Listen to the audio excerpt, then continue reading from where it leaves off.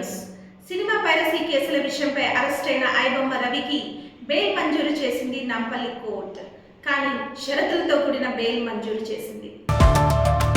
సినిమాల పైరసీ విషయంలో ప్రొడ్యూసర్స్ కి నిద్ర పట్టకుండా చేసిన ఐబొమ్మ రవిని 2025 నవంబర్ 16న సైబర్ క్రైమ్ పోలీసులు అరెస్ట్ చేశారు. సినిమాల పైరసీతో పాటు బెట్టింగ్ యాప్లు కూడా ప్రమోషన్స్ కి పాల్పడినందుకు తనపై మరో 5 కేసులు నమోదు చేశారు. కస్టడీలో భాగంగా 20 రోజులు సైబర్ క్రైమ్ పోలీసులు విచారించారు. ఈ పైరసీలో రవికి ఎవరెవరు సహాయం చేశారు, దాని ద్వారా ఎంత సంపాదించింది ఎక్కడెక్కడికి తరలించారు అనేటువంటి కీలక అంశాలపై సమాచారాన్ని సేకరించారు.